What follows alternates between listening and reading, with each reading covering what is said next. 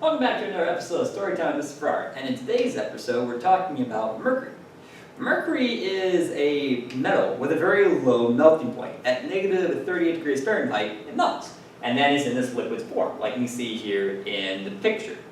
But the problem with mercury is that it's poisonous.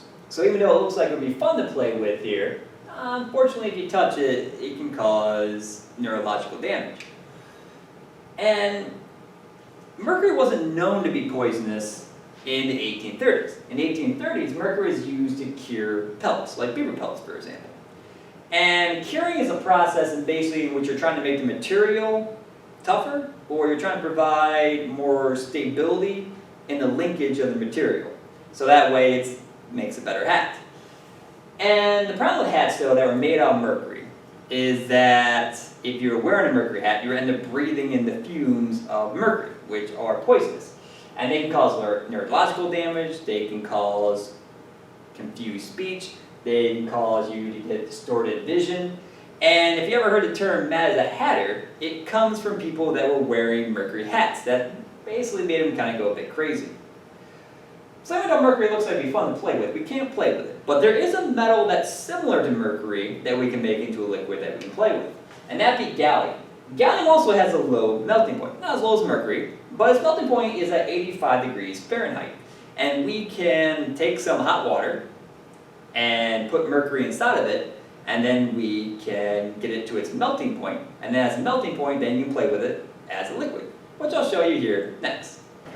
Okay, so welcome back, and now I'm going to show you guys gallium. Gallium is a metal, so this is it in a metal container. Okay, so this is the gallium in a metal container, and it's pretty solid. Okay, so it's pretty solid. I'm going to show you now liquid gallium, which is in my cup over here. And now you can see that it's pretty much a liquid, so you can kind of see it moving around there.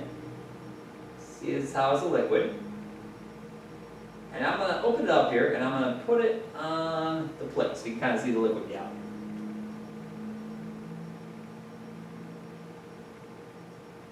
There you go, so you can kind of see it there. I'll move it around so you guys can see it. So that's a liquid gallium. So it's a metal liquid here, and you kind of move with it. So you kind of move it around like so. And it's not too expensive to get. You can buy 100 grams for $20. Do be careful though. Gallium is pretty massy.